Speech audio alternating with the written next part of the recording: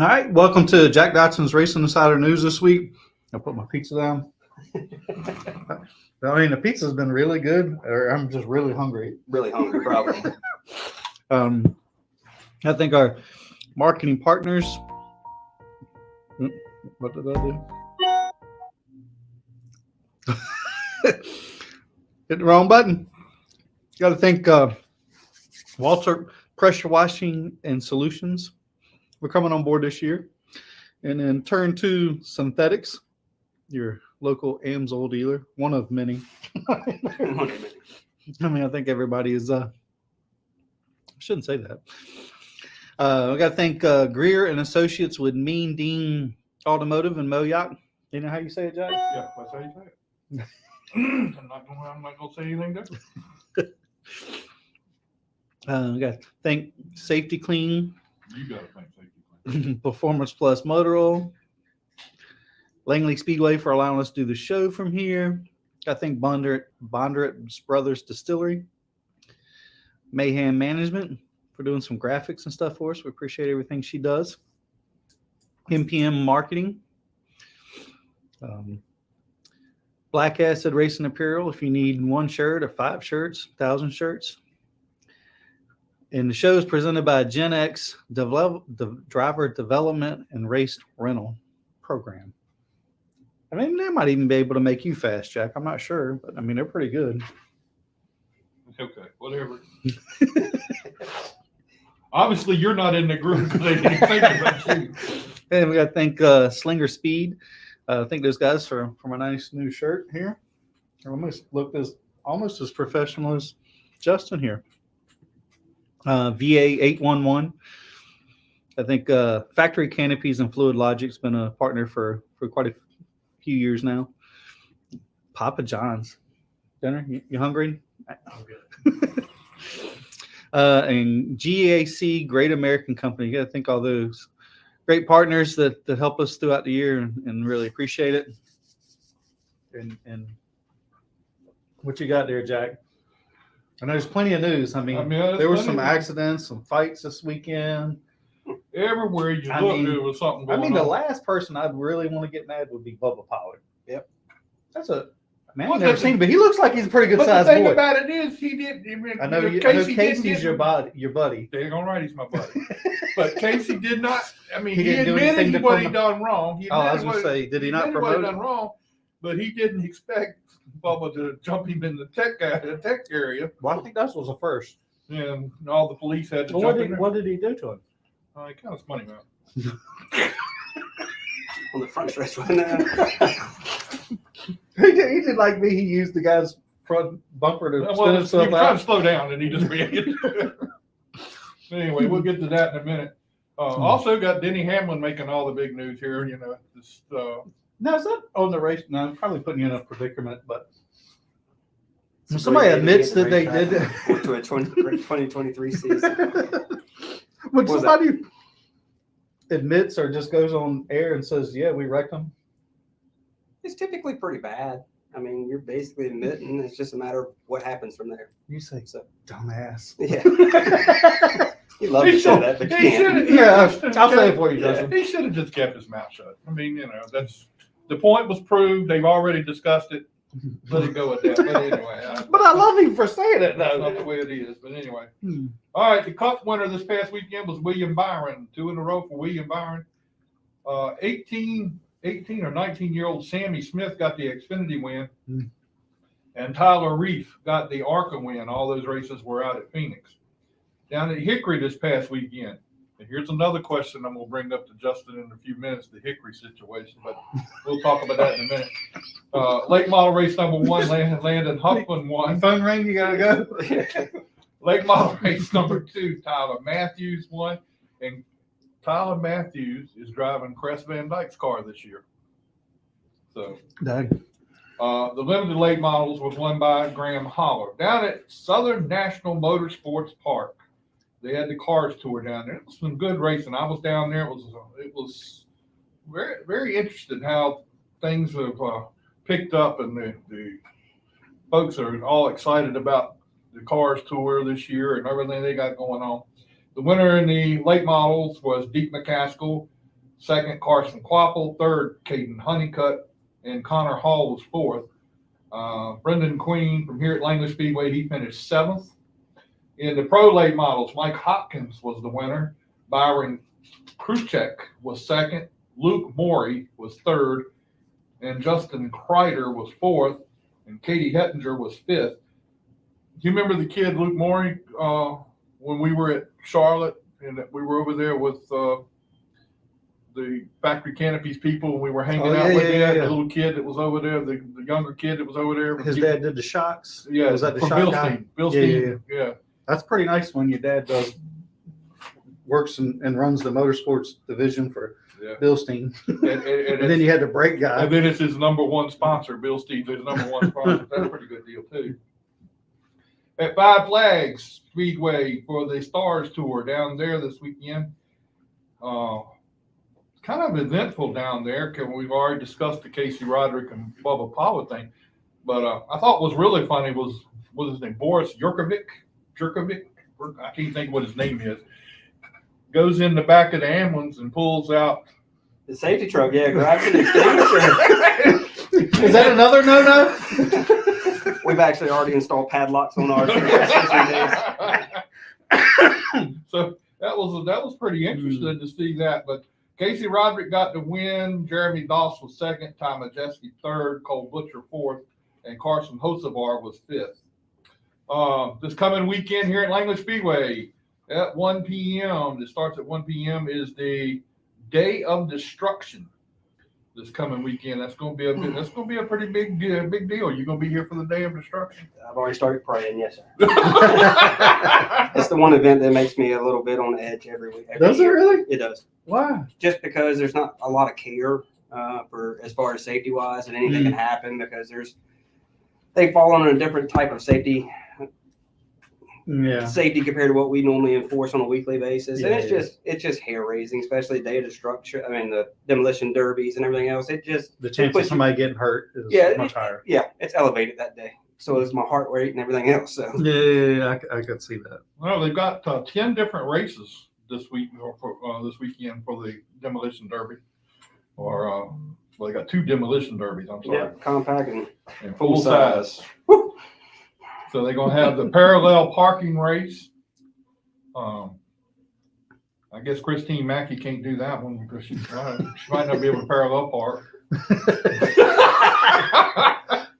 The flagpole race, the backseat driver race. Now that's the race you ought to be in. The backseat. Well, I was just thinking you and me should do it because I can tell you what all you're doing wrong. I am not sitting in a car with you. That ain't happening. The chain race. The appliance race. For some reason, I always want to come see the appliance race. That seems to be interesting. The second place race. Explain the second place race. Second place finisher wins the race. So it's a traffic jam coming to the checkered flag. So are you kidding me? The second place car gets the win? Yep. Last year it came all the way to the very end, and everybody hit the brakes right at the start finish line, and people were hitting each other, knocking each other around. So the tower is really on their toes at that point, trying to figure out who was the second person to cross that line. That's because they were 3 wide, and they were just everybody hit the brakes at the same time, trying to get the other person to pass. So now, do they have transponders on them? No. The donut burnout competition. And of course, the featured enduro race, and then the compact demolition derby, and then the full size demolition derby. So that's a pretty big. Mason said he wanted to do it this weekend, but he didn't have time to get his car ready. But he's not eligible for driver of the week anyway. So did you ban him too? No, I ain't banning him. He just don't race when it's open. That's not my problem. So anyway, he was down at Southern National this weekend. He had 3 cars down there. He was doing tires for. Did he talk to you? Oh yeah, he spoke to me. We stood there and talked for him the whole time. Well, in public? Yeah. He thinks he's somebody down there. Anyway. All right, season opening race here at Langley Speedway on the Pepsi night at the races. And be sure you remember that the race starts at 5 p.m. Racing starts at 5 p.m. April 8th, the race day schedule. They'll have the Champ Carts, the late models, the Super Streets, the Super Trucks, U-Cars. Late models have their second race, and the Parts Barn Enduros. So be here at 5 o'clock Saturday, April 8th is their first race here at Langley Speedway. Also have a big race this coming weekend at Halifax Speedway down in Brinkleyville, North Carolina. The Steel Block Bandits Dirt Late Model Challenge is going on down there at the Mark Batten race. Understand Brendan Queen is going to be running down there, and was it John Staten? They're going to be down there going to try to win that race. So that's all the news I got. I'm a nobody with no good friends. You're exactly right. You're exactly right. He said with good friends. Oh, I'm a nobody with good friends. Yeah, whatever. That changed the whole thing, man. What's up, Brian Crawford? All right, Brian Crawford. I need him to make his formal statements. He normally makes them. You ask him a question. But anyway. It's a great day to be at the racetrack. I'm looking forward to a great 2023 season. We've recited that and rehearsed it for the last couple of weeks. It seemed like he practiced that. The whole way here. All right, let's get into the nuts and bolts of things here at Langley Speedway. So what kind of year are we expecting here? What kind of year? Yeah. A great year. Okay, I'm saying everything looks the same. We got no major big changes. No major big changes. There was a couple announcements last week with the late models. That was something that came about, and we worked through the issues of it and spoke to a couple of the competitors, and a couple of competitors wanted it and some didn't. So it was a kind of a fiasco, but it was kind of it's a Langley Speedway rule only when it comes to the carburetors. So the what is the rule? The upgrade, the Chevy upgrade motor is now allowed to run a 650 carburetor. The weight has to be 31,400, and that's where it is right now. So they still have an option to run the 500 on the Chevy upgrade as well, and still remain at the same weight they were last year. So how come we can't, and this probably can't be answered really.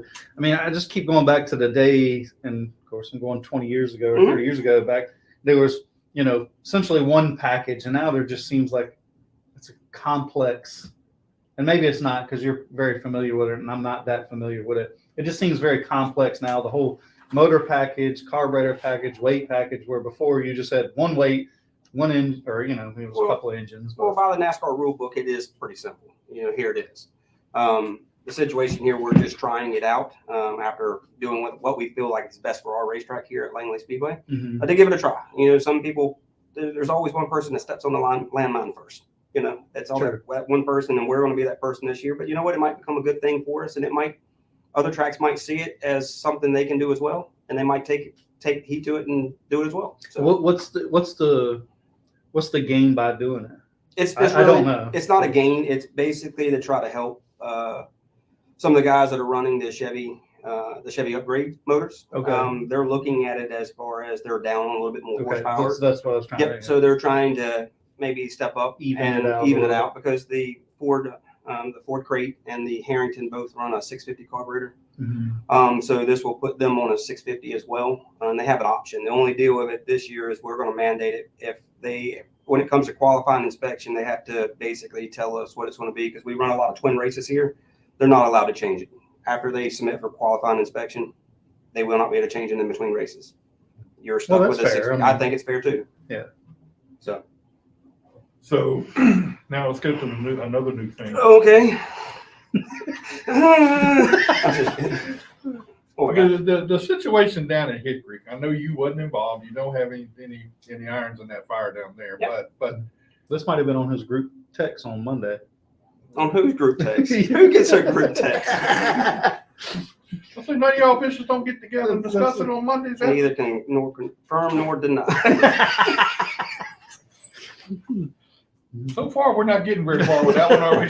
But anyway, the tire situation down there. We know what Langley's situation is here with the tires. I've been up here enough to hear you say what goes on in the tire situation. And it's pretty cut and dried here, what the deal is. Down there, it seems like to me there was a whole lot of miscommunication going on down there. But is it a written rule that you cannot, if you don't run 20 laps, every track kind of supersedes its own deal, and they put their policies into place. Years ago, when we were doing twin races, we always had a tire rule in the play where you had to complete half of your first race to be eligible for the cone and the free pass for the second race. Now, the luck of the draw is sometimes, like last year, if you remember, we had one race that a car fell out early in the night and then came back and won the second event. But, you know, it really hurts them when we have a large field of cars. Now, if you have a small field of cars, it's easy to get back up. You can pick off 1 or 2 spots and hope there's 5 or 6 cautions. That way you can just keep pushing your line completely up. We do have a rule set in place here, even like on twin nights. Like since we went into the 2-tire program a couple years ago, in that situation, we put a rule into place. So if you don't finish, say it's a 100-lap event for both races, 50 and 50, there's a rule for our late models and limited late models as well. If you do not complete the required amount of laps on those tires, you have to put those laps on the tires the next race you come to. It's verbatim. It's on the website. We can pull it up right now and print it. It's there. But we had to set that rule into place to make sure that every team was fair across the board. So you're saying like if somebody just runs the one race and they skip the second race, is that what you're trying to say? Or if they fall out by mechanical failure or anything like that, and they don't have, say it's 100 laps that night, if they don't have 100 laps on those tires, the next Saturday they come here and race, they have to put 50 laps on those tires. All right, let's look at it this way. It's kind of, I went through that same thing in the beginning of the year last year, and I had Yep. to put so many laps, and I tried real hard, and I got close to the laps so that we wouldn't be able to take the cone and this kind of. Yeah. And I understand it. I mean, it's trying to make. You didn't like it.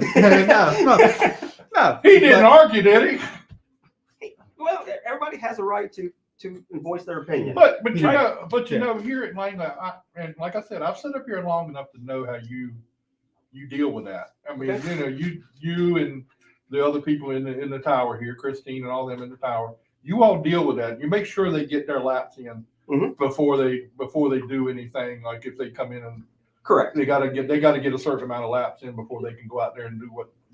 Especially if it's a brand new day where we have to have, you know, a team may have, last couple of years, we've not had the problem, but if a tire got popped during the week before and we were able to sell another tire, we have to get X amount of laps on those tires. Or if we have a brand new team coming in, for instance, like a modified team, they are required to buy 2, or actually they'll buy 4 that day and then leave 2 in impound, and then they have to run X amount of laps on the tires that day in order to be eligible for those tires. And that's during the practice time. They got to get their laps in. It gets called up here at the beginning of the day. It comes down from the tire building. The tire official is called up here to the tower and let the tower know, hey, you know, 26 car needs to have, you know, 40 laps put on the tires. We'll verify at each practice to make sure the tires are there. So, and the biggest controversy we always hear all day long is where they're not up to speed and they're not this and they're not that. You know, and that's hard to kind of. We do our best to try to police it, and I've had to have a few firm one-on-one conversations with a lot of the competitors. And I know we all know what they're trying to do, but at the same time, we had to be fair across the board to make sure that they are putting some blistering times. You know, I had a couple of times, like last year, I said, I haven't seen a pace that slow in a long time, and especially during the race. So we had that conversation. Yes, sir. I mean, you didn't give me any favoritism. So I gave you an idea of where I wanted your times to be, and you tried to stay within that reason of that time. Well, I tried to get as many laps as I could because I was hoping not to have to. Exactly. But it was a non-issue, and you said it probably won't even be an issue. You will need it. And I spoke with the rest of the competitors in your division and spoke with them, and they were like, yes, we're okay with that amount of laps and that times. We're okay with it. Let it go. So. Devil, the thing about it is what I'm trying to get at basically is working to this. You're in that first race, yes, sir, and you get into an altercation in the first race or a mechanical situation that in there, and you go to the pit and you work on your car and you come back out for the second race. I know how you all look at it, but and you said it's in the rule book that they have to do a certain amount. It's in the NASCAR Langley book, not the NASCAR rule book. So it's a track rule. What we require. If you do not meet the required amount of laps in the first race, you're not eligible for the cone or the free pass in the second race. But you are allowed to race. You are allowed to race, but you're just not eligible for the cone or the free pass. Kind of was the controversy of the weekend, right? They weren't allowed to race. From what I understand. Yeah. Well, they were allowed to race if they went and put scuffs on. Yeah. They could race. Oh, really? They could. They were told that. They weren't told that until they lined up to start or get ready to start the race. So they say. I mean, I wasn't there. Well, we all know what we're trying to do on this side. I mean, let's be honest. You know, I mean, like we can all try to say, well, they didn't tell. We all mostly know, for the most part. You know, we know what we're doing or trying to do. Not to say one way or the other, but that's kind of the reason why we try to put it out there as much as possible and communicate with them ahead of time. We'll try to get somebody over there. And like I said, I don't know what happened there. I do know some of the guys that work at Hickory, and they were very good friends of mine. So whatever they decided, I'm pretty sure that was probably communicated to a certain point. I just don't know. Well, I mean, I wasn't there, so nobody was there. None of us were there, so we don't know what Speculation. exactly. Right. But I sit and listen to everybody griping on their little things this past week, their little podcast about it, and they won't told this, they won't told that. But I know here, you pretty much put that point out to start with. I try to. The drivers' meeting, it's like I said, the first couple weeks are long, and I get that, but you have to cover all of the rules and regulations and procedures from 2022 season to make sure everybody remembers for 2023. And then after the third or fourth drivers' meeting, I try to shorten it up to cover the small amount. Because I know it gets hot out there. You want to get back to your pits. You want to relax a minute before you get ready to qualify, calm your nerves. So I try not to drag it out, but it's so important in drivers' meeting to make sure that those rules are crossed and covered, I's dotted and T's crossed, because if not, it can come back and bite you at any time. I mean, for the Hampton Heat, I've got a 2-page drivers' meeting notes, 2 pages that I go through, and they complete step-by-step, line by line, what's expected that day, what we're going to do as far as procedures, how the procedures or stages are broke down.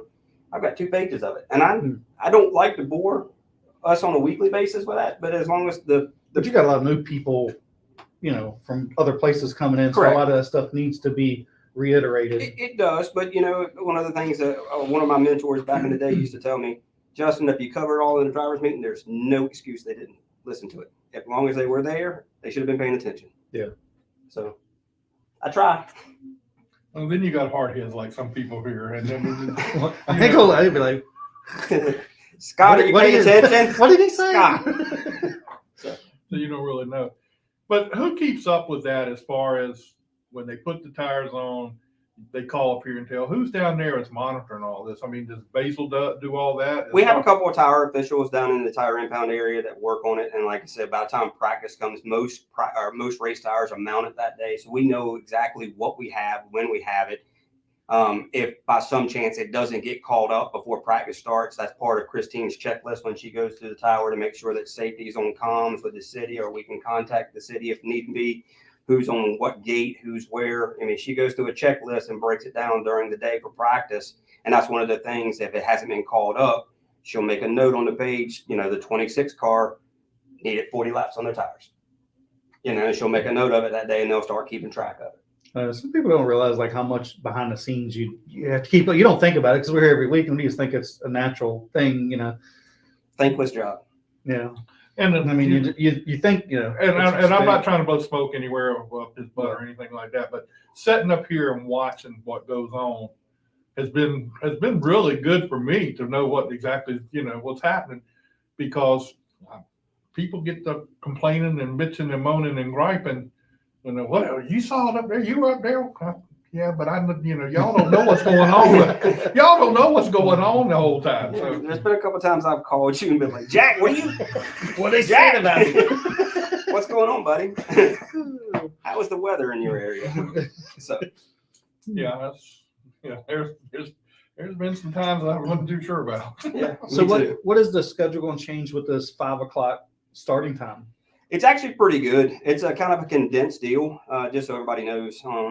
April the 8th, it's a broke down. Gates open a little bit earlier compared to what we normally. I think we backed it up 1 hour. Okay. Practice has been shortened in that point, but we have to in order to make that 5 o'clock start time. Mm-hmm. The first month we are going green checkered for the support divisions. That will be your qualifying lap. It will not be green white checker. It'll just be green checkered. So you take the green, do your lap, come to the checker. So single lap.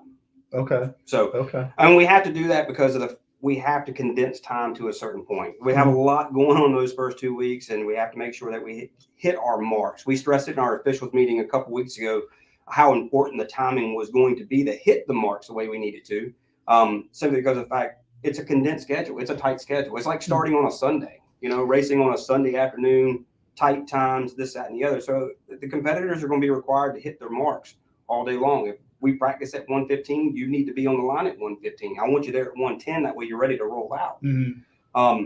just because it is such a tight schedule that how I've tried to break the schedules down this year, like 1 month we'll go green checkered.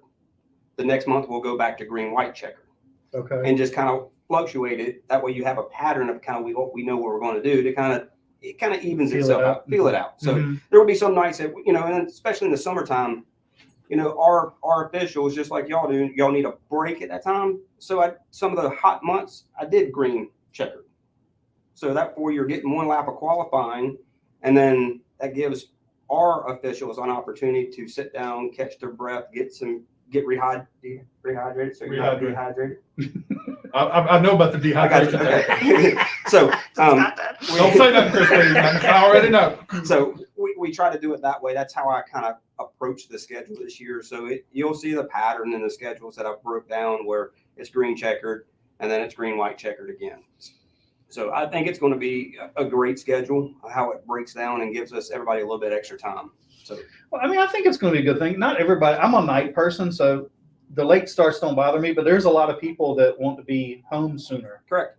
And so I think for the fans' perspective, and let's be honest, that's the ones that, you know, the people in the stands is more important than the rest of us, because without them, we can't do what we did. No, you got to look at it this way. All of them are our customers. Everybody, the competitors and the fans are all Langley's customers, no matter what. Because I can't put on a race without you being here, and I can't put on a show without the fans being here. Right. So I'm good either way on it. But I think I'm used to some racetracks that used to do a 3 o'clock start time. You know, it's a cramped day, but you know what? You feel good at the end of the night when the night's over with, and you actually can go home. And that's not 12:30, 1 o'clock in the morning like we are when we normally get home, you know, especially on the long nights. Last year, I tried my best to finish it up by 10 or 10:30, but there were some nights that we didn't finish one race until 8 o'clock. So, you know what I mean? You know, start at 7, finish at 8, 8:15. So are you just shortening practice time for each division? It's kind of condensed. The breakdown of the schedule, there'll be 2 rounds. Okay, you're still doing 2 rounds. Still doing 2 rounds at 12:30. You start practice time that starts at 12:30 instead of 2 o'clock like typical. Okay. And then we go to qualifying. Our driver's meeting will be at 2:45. So you have from 12:30 until 2:45 to kind of, or 2:30 to get 2 rounds in, which I think is possible. And then we go qualifying at 3:10. The Enduros will have a practice at 4:15. Haulers out of the infield at 4:40. Invocation, national anthem at 4:50. We start racing at 5. Yeah, because I mean, I'm going from a competitor side. I don't care how much practice you give us or don't give us. We're always going to want more. I know.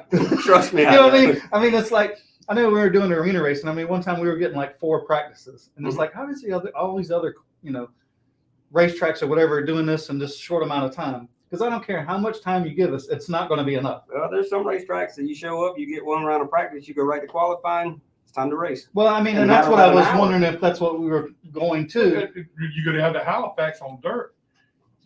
Each division gets 5 laps of practice, and that's it. Right. I mean, so you don't have time to make changes or throw the sink at it. Yeah. Yeah. Change everything you worked all week on in the garage just to be out in left field again when you get here again. So. Yeah. But I mean, as long as it's the same for everybody. Yeah, it's the same. Right? Everybody has the same opportunity. I mean, we've had a couple of those abbreviated schedules. I guess my first year taking over this role in 21, it was such a tight abbreviation. Remember, we had so many rainouts, and we tried to put well, it wasn't rainouts; it was rain delays that we had that day, and we couldn't qualify. We couldn't do any more practice. So this, what I'm going to do is I'm going to give you 1 group short practice, and then we're going to go direct to qualifying. Oh, yeah. I mean, sometimes you have to adapt and overcome in order to make the schedule work. And I think all the competitors will be happy with the first couple. And it's not like it's all year. It's just the first 4 races, you know. So all of April sets this way, and then we go into May to the regular schedule again. Well, I mean, I wouldn't be shocked if this does well, that it could eventually, I'm not saying this year or anything, could migrate that direction. Or at least give us a better idea, or maybe something we can hone in on it and change a few things up here and there. That way, you know, it's not as hot on y'all day in and day out, you know, when you're here. So it could go either way. So let's go down. Are there any other changes in the divisions that, you know, anything big that's going on or anything new that for these other divisions? No, not particular. There are a few things that we're still working on, which I'll take the blame for. There's some things that need to get out that have not got out yet. And I've been talking to the competitors that have reached out to the racetrack, reached out to Brian Crawford, and reached out to myself I've been trying to return as many calls as possible, and we just have a few things that I'll take full responsibility on that it just didn't get out when I wanted it to get out.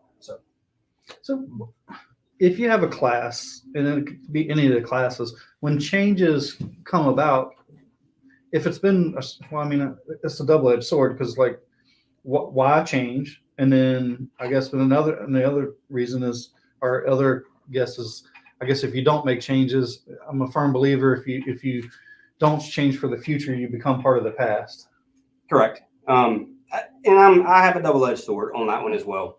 I can fall on it both ways. And the reason why I say that is because there's some days that it's the division's going great, but at the same time, if we don't adapt and move with the year after year coming forward, sometimes we get kind of left out, you know. Mm-hmm. Sometimes maybe it's something that we missed throughout the year that is now starting to become obsolete where the racers can't get it anymore. Okay. You know what I mean? So sometimes you have to go with the change, because if not, it gets to the point where you're, hey, you know, what do I do? You know, I can't buy what you're requesting in the rule book, so I have to buy something different and hope I don't get caught. Mm-hmm. And if I do get caught, I have to tell them, hey, you know, I'm sorry, man, but I can't get these products or pieces. That's true. Yeah. So I'm sure it happens day in and day out. You might be able to get that small motor. You just got to get the big one. Yeah. Now, we're not talking about rig pals. right. So, but no, I mean, it sometimes we have to change, and with the times of what racetracks or short weekly race series are doing week after week, we do have to adapt sometimes and change with the times compared to sitting back and not changing with them. So it's a double-edged sword. Yeah. Do you ever, like, there's classes that are close from another track. Do you ever try to make it closer to where ones could pull and go back and forth, or is that kind of like a no-no? I mean, sometimes you hear like, oh, somebody's trying to take cars from my racetrack. So I mean, that's I do see it that way. One of the experience I had back when I first got into being an official, we went out to California to Irwindale Speedway, and the classes out there, you know, this track is only 10 minutes up the road, but the rules don't fit this track at all. You know, and I'm using the 10-minute as an example. Mm-hmm. It's a little bit further than that, but Lynn Carroll at the time, he was the weekly race series director, and he had to look at the motor package, look at this, and then combine everything together to make an equal weight for it. You know, I see some tracks that do that, but one of the things we have working for us, we have so many tracks in our backyard and just in the state of Virginia and right across the North Carolina line where competitors can go back and forth. I haven't looked closely at the rules 100%, but somebody like Dominion Speedway, you know, our limited late model class here, our Virginia Racer class, is almost identical to theirs, where we went in conjunction with them last year in order so we could. Mm-hmm. I think it's a great thing. Back and forth. Yeah, I do too. As long as both tracks support each other, and I think we try to do everything we can in order to make that happen. But we try to keep the rules as equal as possible. You know, like the year I wrote the limited late model rules, I had a conversation with Dominion Speedway, and they were like, you know, Justin, you make great points here. We're going to adopt those. Can you adopt these for us as well? And I'm like, sure. You know, I worked with Bill and Steve Britt and Richard Storm, and we all had a conversation. And it made it very nice where we were all on the same page. So yeah, and that's turned to be. I mean, I think we're going to have an a exciting decent class. field. Yes, I mean, especially these young kids that come in. Mm-hmm. I mean, I can't say enough for the 3 or 4 young kids that are in that class that are doing really well. And the great thing is they're good kids. Yep. You know, I mean, they really are some knucklehead kid. Probably like I would have been coming through, but they are good, really good kids, and they're putting on a great show, and it's exciting. You know, the future here feels very exciting. It does, and I'm very fortunate to be a part of it. I really am. Mm-hmm. It's been a long time coming for me here. I've enjoyed it. This is kind of where I cut my teeth at. So to be on the cutting edge of the excitement and watching a lot of the younger competitors, girls and boys come through the divisions all the way from kart club to bandos and everything else. Even to this day, I remember, like, Christine and I have conversations all the time about when I first started working for NASCAR. It was so exciting to see, like a Kyle Larson when he was in a K&N car. Yeah. Or Ben Kennedy when he was racing a K&N car. I have Myatt Snyder, same thing. I've watched a lot of these competitors come through the late model divisions and go on to racing the national series, and you're kind of like, man, wow.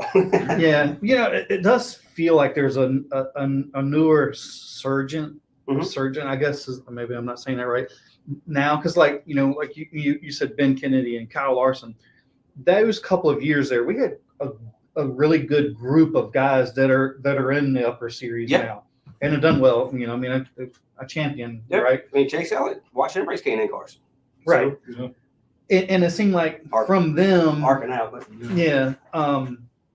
there was a pause in between there. We didn't have a lot. Didn't have as many filtering through, and now it feels like it's going back to that side again. You're starting to see a lot more that are maturing and turning into something that's potential at another level. Right. I mean, there's a couple of the guys that we've gotten to know that have moved up.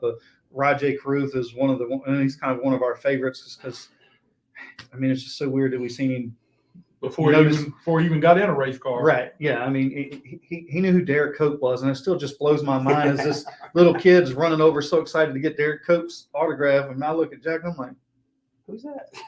How the hell does this little kid know who Derek Cope is? Hell, people my age don't even know who Derek Cope is, to where he's at now that he's got a full-time truck ride. So you're starting to see more positive and gifted people to do that, and it seems like there's a resurgence of that, and it's good to see. And then you have the Cody and Riley music here, and because we have to get young kids involved, definitely. And I think that's I know you got an email on it about that. What is that? The new game that NASCAR has come out with, and I think that's the thing to try to attract younger generation to be involved and get interested into NASCAR at a younger age. Yeah, I think so. All right, tires. Okay. One more time on tires. It's a great day to be at the racetrack. I'm looking forward to a great 2023 season. Sorry. Brian Crawford ain't here. But he's watching. Tire deal. Everything's good as far as getting started with everything they got going on. I mean, as far as I know, Curtis Hughes and I actually work very closely together on a week-to-week basis. For the last 2 weeks, we've had phone calls. He is keeping me up to date of what we have coming, when it's going to be here, type of deal. There's lots of things we won't know until shipment date, but our plan is to push forward as far as making sure that everybody has tires on the race day that they come by. There's some things that are still in the work that's up in limbo that we're still trying to find out, and Curtis is working very closely with his tire distributor to make sure whether we do or we don't, or we make sure that we have enough ample time to let people know.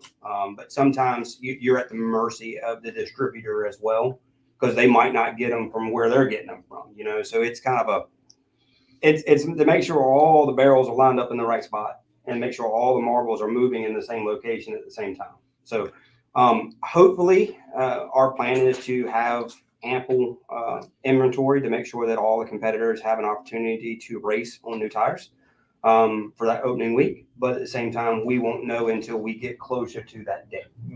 Well, I hope everything works out good. I mean, I know we've done good. We've done good the last couple of years with it. So I mean, we have, and that is very that is a lot of that credit goes to Curtis.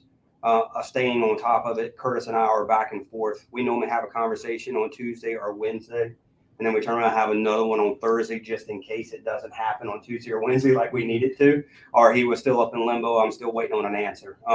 But he did an outstanding job managing the tires. He left a lot of the calls in my hands, said, Justin, I would do this, but if you want to do it, I got your back. I got you covered. So sometimes it was my decision, but him and I, we collaborated together to make sure that we had tires all year long for anybody that we could.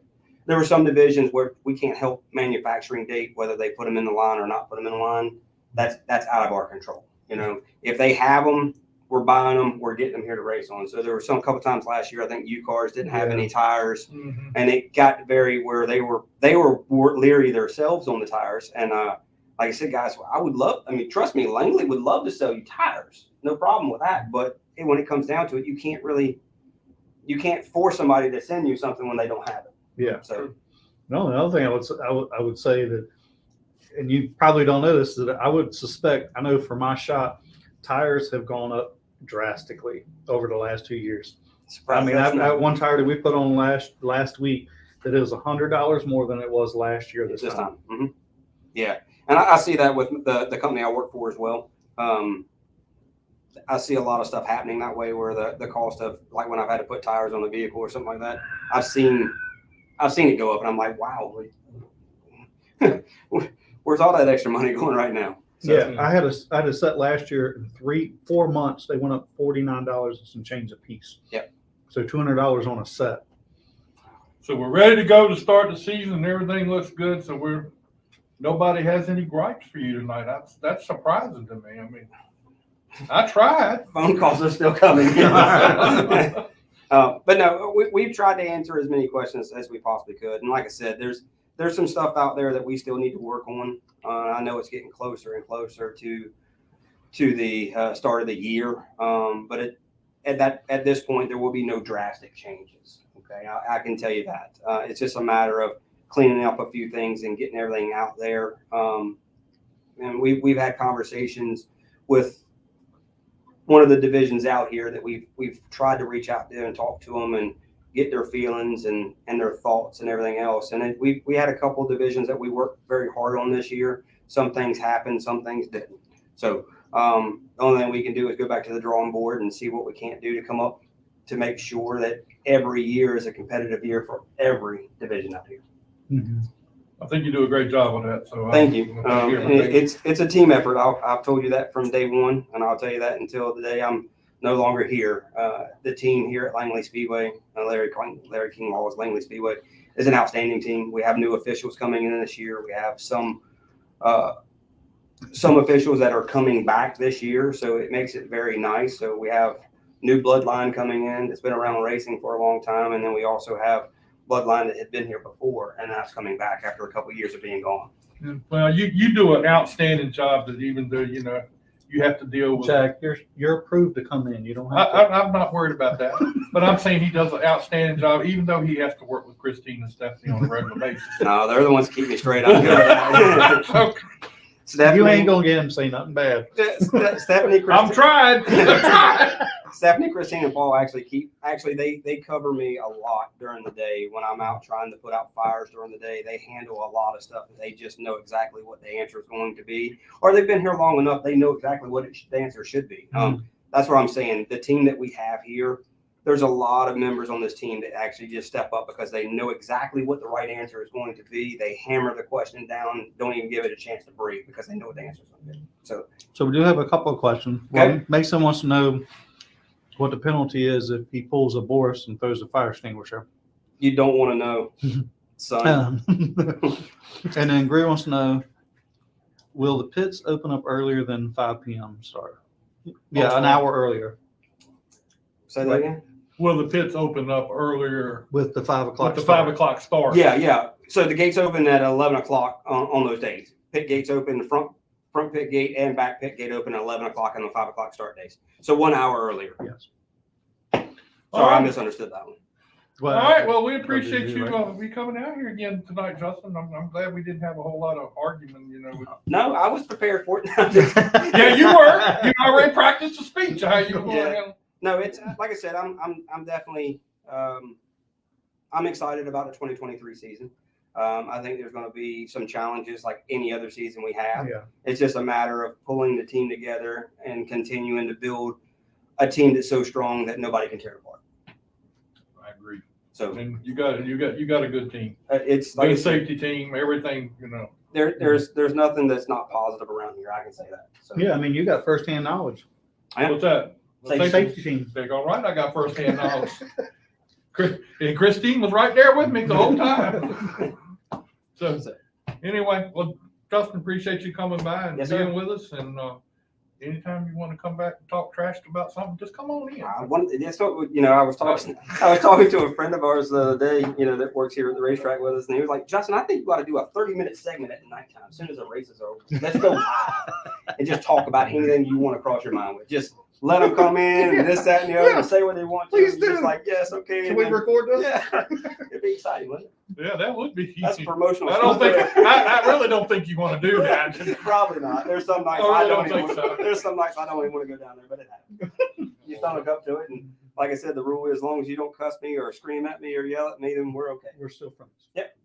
I mean, I know people. It's one of the things I learned a long time ago that competitors are going to be passionate, but there's the thing about being compassionate and being respectful as well. I mean, if you did something crazy during the day, Scott, I'm pretty sure you wouldn't want me to come over to your pit stall and just start calling you the dumbest blah, blah, blah, blah in the world and screaming and yelling at you. And Well, I mean, There's it no didn't reason stop. why. It There's didn't no reason stop why you Aaron can't one do it. time. what's that? It didn't stop Aaron one time. He came over and told me, "So you look in your damn mirrors?" I said, "No." I'm not supposed to. I'm supposed to record. No. He just got mad and walked away. So, I mean, but that's the thing. I mean, as long as we treat each other with respect, and like I said, I know people are passionate, and I get it. I Yeah. understand it. So, but thanks for your time. Man, thank you. We You appreciate gotta, it. you gotta let him out on that We side. appreciate having you come Thanks, by Justin. We Yes, appreciate sir. it, man. and being a part of our show. Thank you very All much. right, Aaron Leach.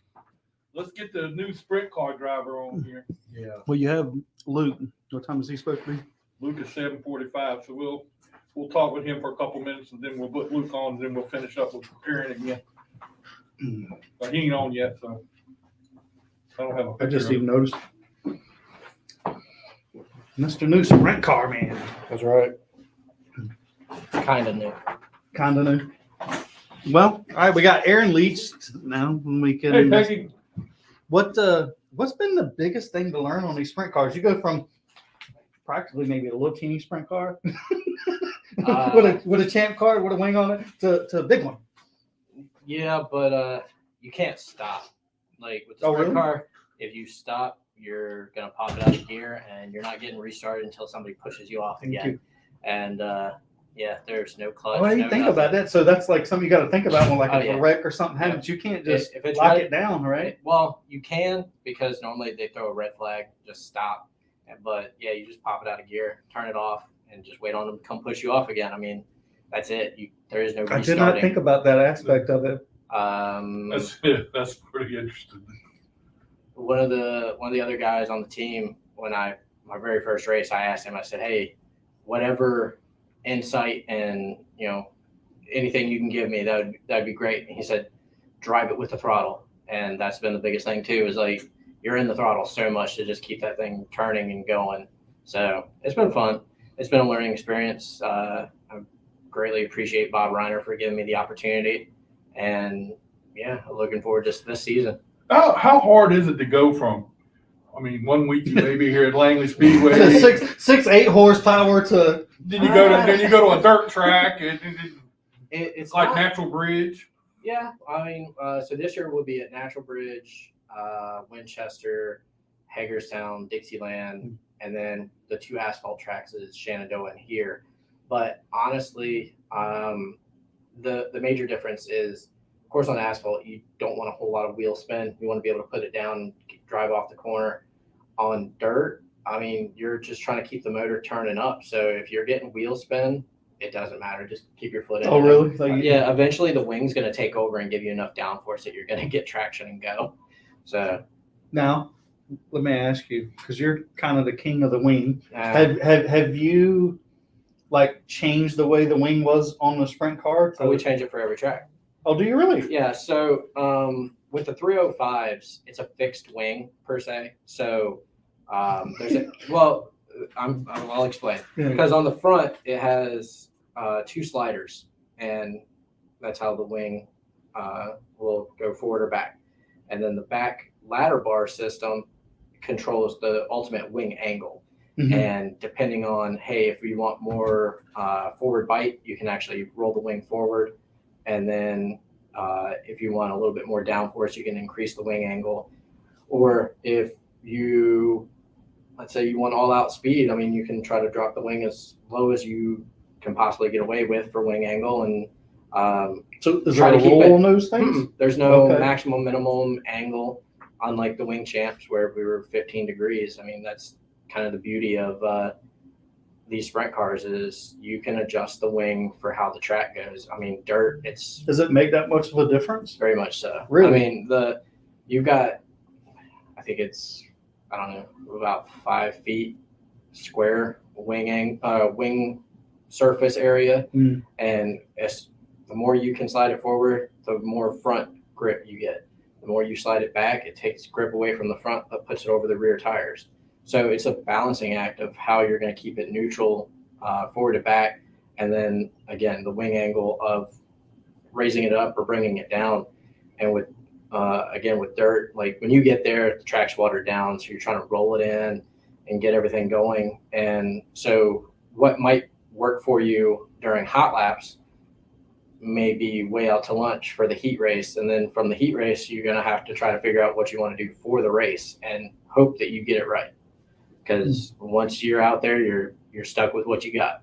So you only do 2 asphalt races, you said, here in Langley and Shenandoah. 2 asphalt tracks, but 2 asphalt tracks. Yeah, it'll be 4 races total on asphalt this year. So which do you like better? I'm more comfortable on asphalt, of course. I mean, that's where I spent most of my time. But I'm getting a little bit more comfortable on dirt, and I enjoy racing everywhere so far. Hagerstown will be interesting because it's a half-mile track, and I wasn't able to run That's there what I'm last getting year. ready to get to. That's But- a big track. Yeah, I've actually got a video on my phone. We went there with the car owner, and we were down close to turn 4. And I mean, my video, I'm panning along, following the field, and it just seemed like the front straightaway took forever. And that's probably going to be one of the most interesting races the first time I run there, is just figuring out how long I have to try to keep that thing going straight to get to the next corner. Do you, on the straighters, do you have to turn to the right? No, not too much. I mean, even though it does have a lot of stagger, I mean, when they're going, they're normally pretty easy. And I actually had somebody ask me, they're like, "Are you twitching the wheel to make the front tires?" And I was like, "Nope, that's just the slop and everything, and you just hang on and let it eat." So It's kind of crazy. Have you, Jack? Have you seen inside one and how they Yeah, sit there? yeah. I mean, this to me, when I went over there and him and his dad sit in it, I mean, it was like the most unorthodox way. The steering's kind of like you're driving a track. The gas pedal works down, and that's like it's just. and then the It's brake like- pedal's kind of a slide forward. It's just the strangest. Do you probably don't even hardly touch the brake, do you? Here or no? The dirt tracks, do you? Depends. If the track starts to get slick a little bit on corner exit, I might trail brake just a little bit to keep wheel spin down a little bit, but that's about it.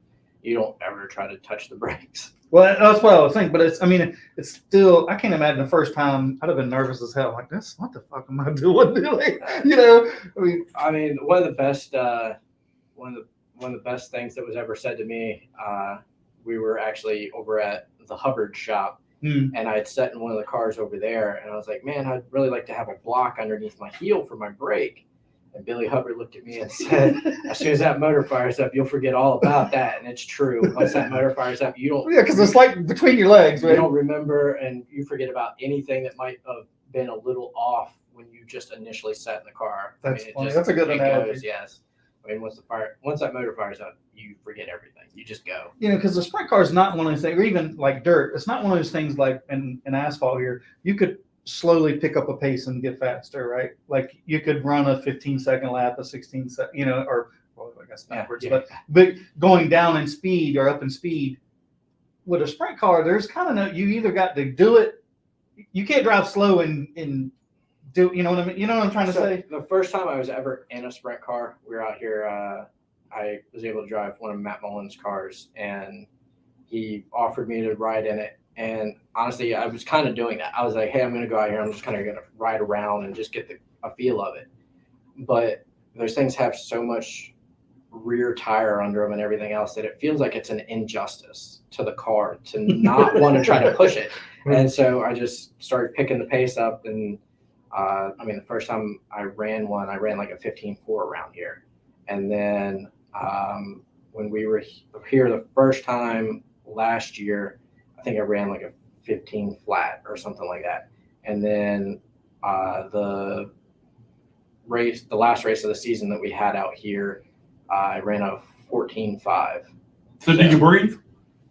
You have to remind yourself to breathe. That's what I'm getting. I would imagine. And my contacts dry out if I forget to blink. And doing laps as fast as we are, you might go 2 or 3 laps and forget to blink, and then all of a sudden you come off of turn 2 and you're like, why is everything so blurry? And then you remember, oh shit, I gotta blink. And so you're trying to breathe and blink, and then you're like, oh shit, there's turn 3. So yeah, it's one of those things where you slowly start getting used to it, but the speed is still always there. So how did this ever even come about? How did it come about to go from the champ car to the sprint car? So we were introduced to Bob Reiner, and a conversation happened. And at the time, it was kind of one of those, hey, I don't really want to have a second car running. And then we were out here on a Sunday, and a phone call took place. And then I was told that, hey, you're going to run a sprint car this coming weekend. And I went, okay. And then from there, I went to drop the car off that Sunday morning after racing Saturday at Natural Bridge.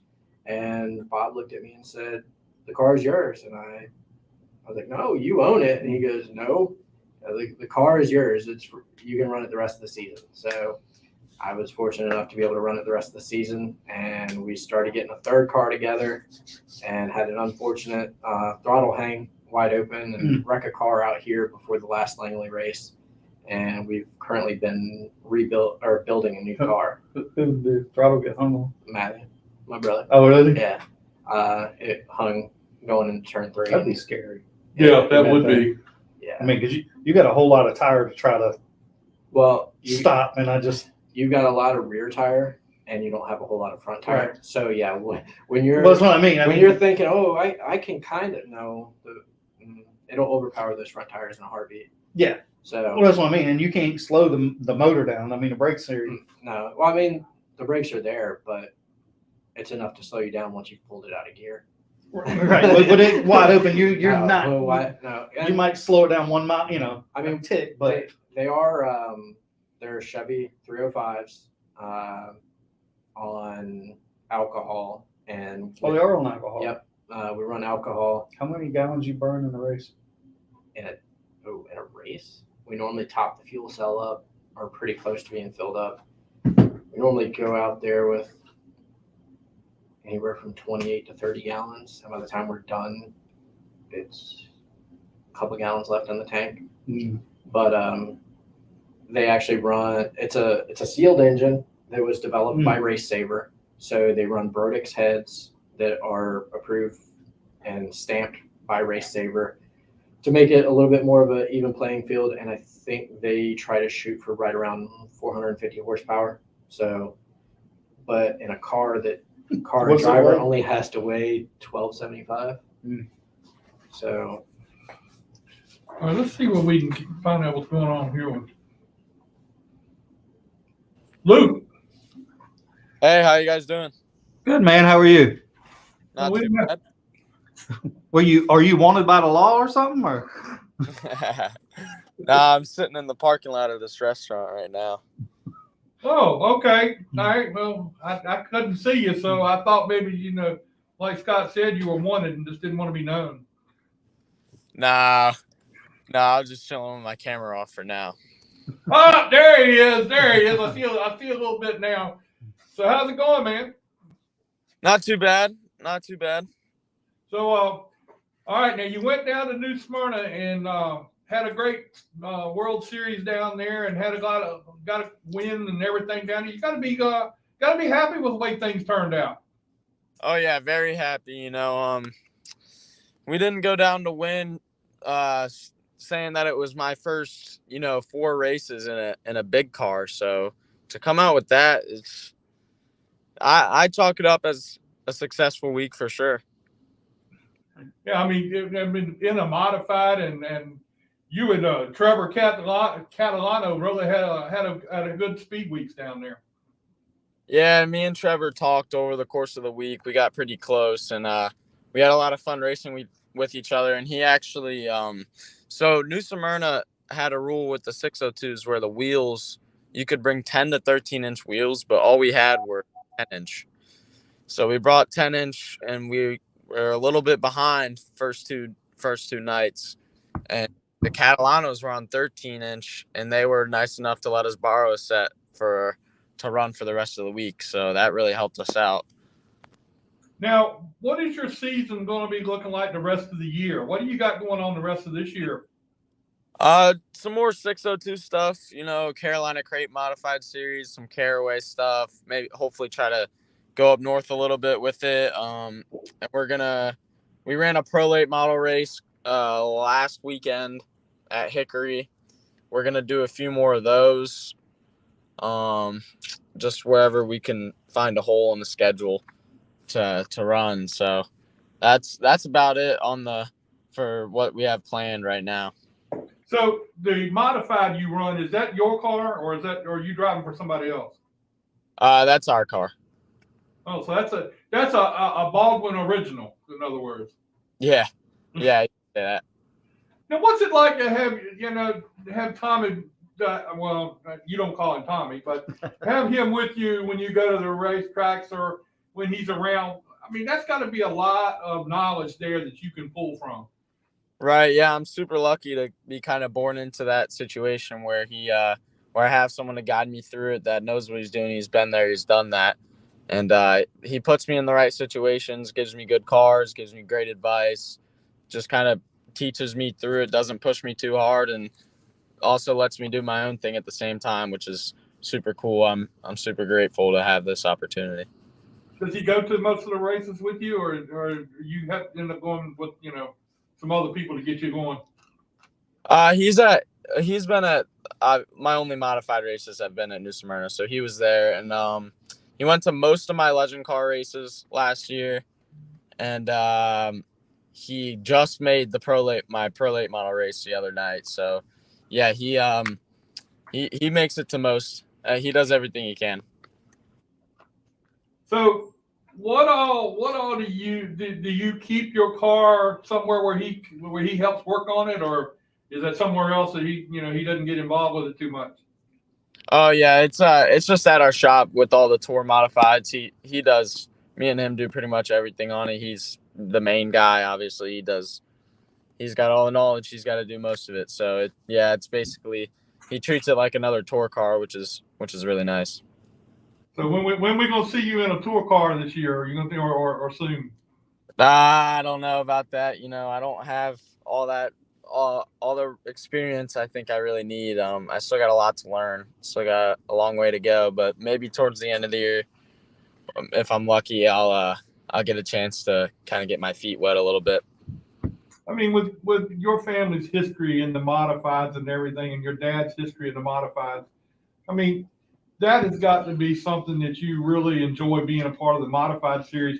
But would you be interested in? I mean, you got a pro late model, but I mean, are you interested in trying to go somewhere else and try to move up the ladder?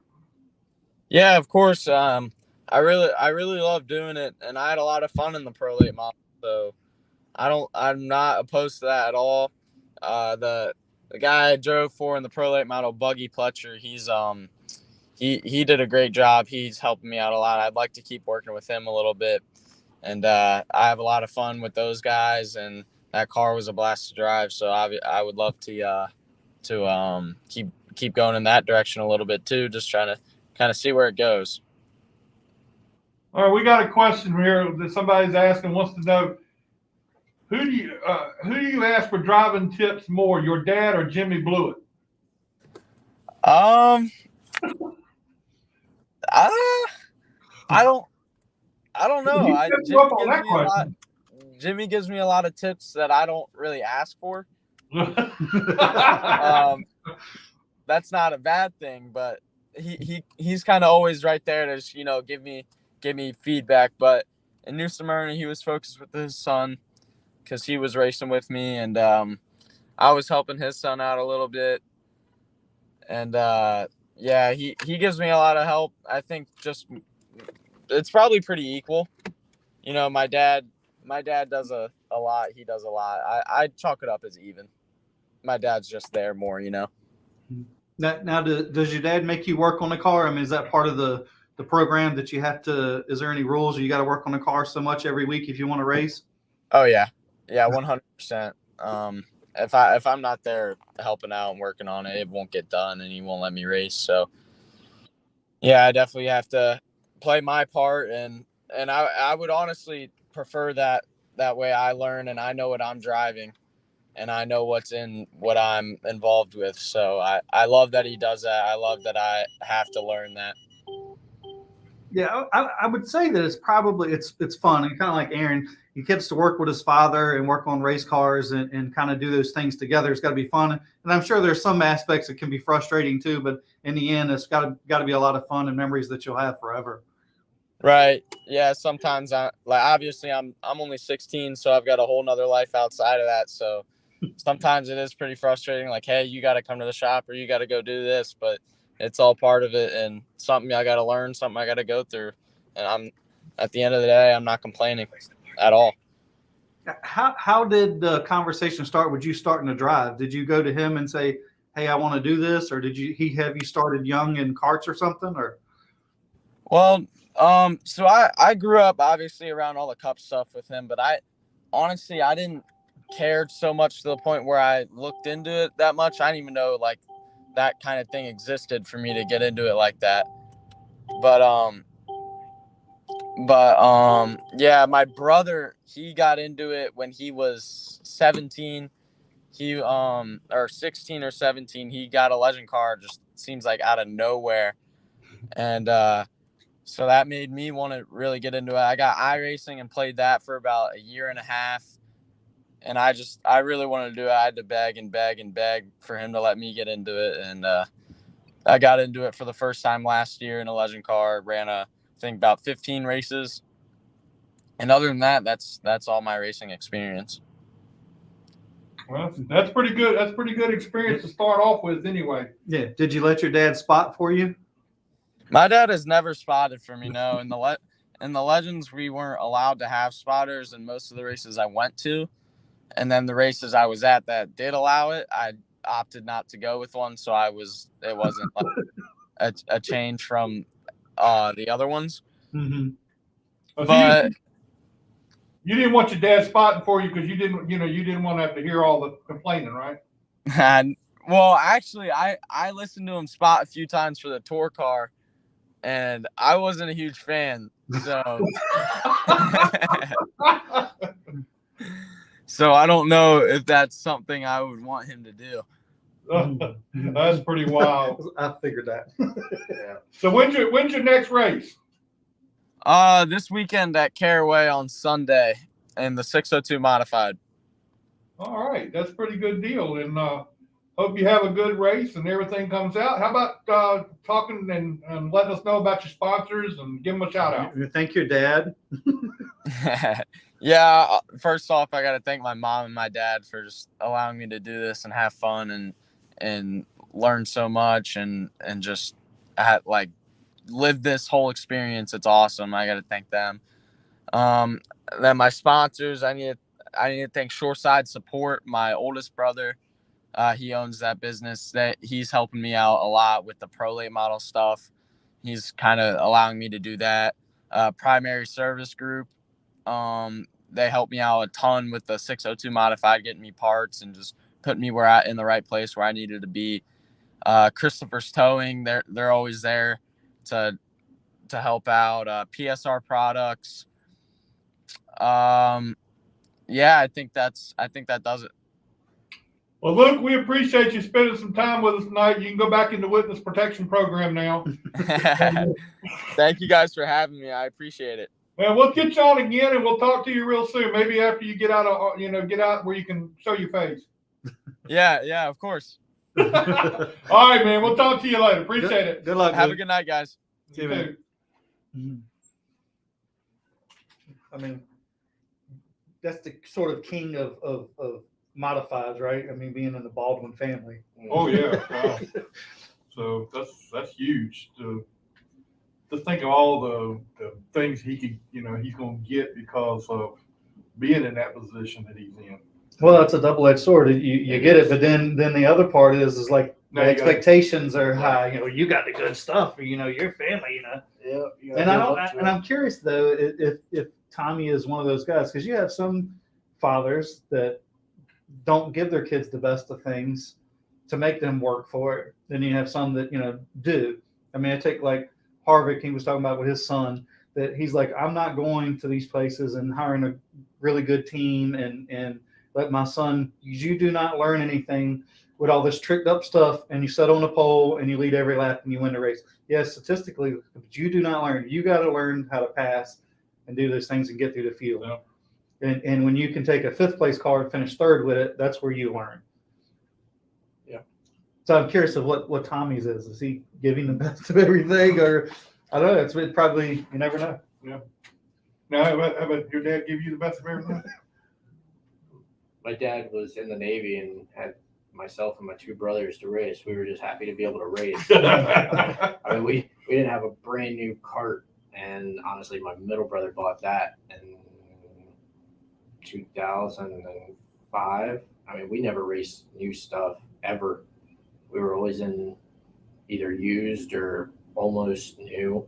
And again, we fought for everything we had and tried to make sure that we could do what we could do and go from there.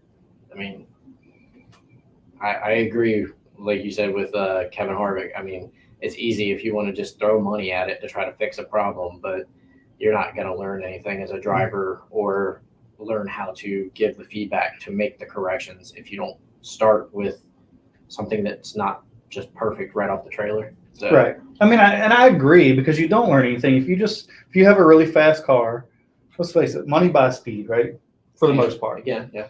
So, I mean, you could throw a lot of money at it and you could set on a pole and statistically it looks good. But when you get up to the upper, when you move up, you're not going to be that top the guy at some point, unless you have really, really, really, really deep pockets. Yeah. And then you're going to try to learn later in life when you can learn now. So do you still look up to Danny Millard and how he beat you that day out here?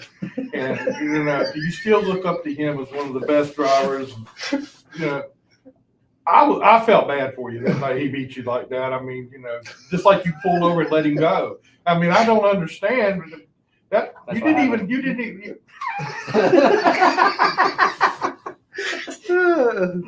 I didn't think I had a big enough parachute to be able to let him finally get by, but he finally did. But hey, it's Danny. I might as well accept him because he's like. I mean, they do call him the bulldozer down at the dirt track. I mean, he took me out down there too. Oh, did he? He drove straight through the side of me, and Paul Max is still mad about that. But I mean, Paul's one we got to get on the show one time. no, you don't. We'll have more comments. He's the only one I know can make one statement and have 500 comments or more. Yes. I love Paul. But no, I mean, Danny's great, but Dave's still my number one. So Danny, I hope you see this because you still suck. Now, I really don't think that's nice. It is. It's not really It's nice. accurate. I saw him beat you, and I mean, Yeah, and then underneath the win sticker, Jordan made "Thanks, Aaron." It did. But I mean, hey, it is what it is. A blind squirrel finds a nut every now and then too. Yeah, don't say that to me. I say that. Hey, that's how the whole driver of the week started. Exactly how it did. I mean, if it weren't for that, I mean that whole thing. Jack just said that on a limb, and then it blew up. Yeah, that's Danny. I mean, Well, I mean, yeah, I mean, you're as popular as he is. he's something. One of the greatest drivers here at Langley Speedway. If you're gonna set, Yes, I will say that about Okay. My phone will probably blow up later, but it's all good. Oh yeah, I mean, you gotta love those guys. I mean, Oh, Dave, yeah. Dave, you can't have better people, in my opinion. Really. Oh no, I mean, as much as I liked and disliked running with you sometimes, I mean, I loved running with Dave and Danny because I mean, it was me and my brother or brothers, and then it was Them brothers. So I mean, it was probably one of the only divisions out there that you're seeing, multiple brothers competing.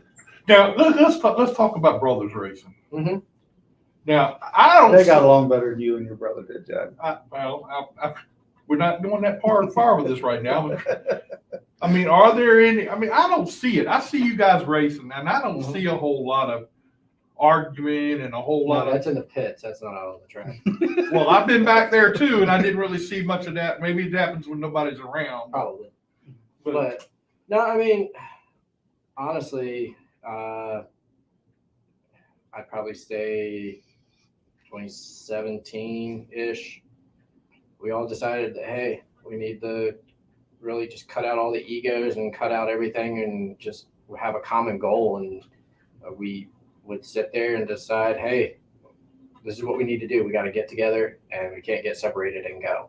And that's what we would do. I mean, that's what I was getting ready to say. The three of y'all really work well together when it comes to racing on the track. I mean, yeah. I mean, Who's the smart one on the setup stuff? You, Matthew, Dad, your dad probably. He No. probably takes all the credit. we keep Dad away from the shop. He brings over food to make sure that we eat. And then, I mean, Matthew would probably be one of the ones. And honestly, with this whole sprint car thing, I told him from the beginning that, hey, if I go to a track and you're not, or if I'm able to race and you can't go, like, I don't know if I'd really want to go race, because between what he was able to see and then what the feedback I was able to give, we could make changes to the car and make it do what it needed to, or make it better. And I mean, I give him credit for a lot of the success that I had last year. I mean, one of the races down at Dixieland, it went super dry and slick, and he looked at the car and said, I need to tighten it up. I want to, move the right rear in and move the left rear out. I was like, no, it's fine. I'll drive it. Next thing you know, he's jacking the car up. He moved the right rear in 2 inches and moved the left rear out 2 inches. And then he looked at the right rear and said, just be careful, it might rub. And I said, what? And he said, get in and drive. I said, okay. I mean, I ended up finishing fourth that night. But, yeah, I mean, I'll give him credit for a lot of it. I mean, there was certain things that, I mean, I'll say that I helped make some decisions. But when it came time to making sure that we kept everything in check, I mean, So we've come to the conclusion that Matthew's a smart one. I wouldn't blow his head up that much, but yeah, he can be. He's He okay. can be a smart ass too, but still. Oh, Yeah, Okay. but me too. Okay. Now, we go through this with, I started this with Trent Owens and his brother. And, Trent says he's the smart one, and Travis says he's the pretty one. So in your Well, family, it ain't the pretty. so so we know how that works. Is what's the breakdown in your family? And now that we know that Matthew's a smart one, where do you fall? Hold Maybe I on, should. hold on. So there's three of us though. I know. So we got to start with the oldest one, Harry. I mean, he's got the double major in math and computer science. Book smarts, great. Sometimes common sense wise, we'll leave it at that. I mean, I got him his first win in a win champ. So Matthew, I mean, we talk and we have a lot of common sense when it comes to stuff. He a lot of times can think of a cure for a situation, pretty quick. Yeah. And then, I mean, I'll just say that I guess I can just try to drive anything and just hope for the best. So, and it's got me pretty well so far. You've done pretty decent. Yeah. We're ready to see some wins this year, though. I am too. I'm hoping that I have as good of a year as I had last year. I mean, I was able to run 9 races last year and had 2 seconds, a fourth, and 2 fifths. So out of the 9 races, 5 of them I finished in the top 5. So Is Bill going to race this year? Bill Mullen's going to race this year?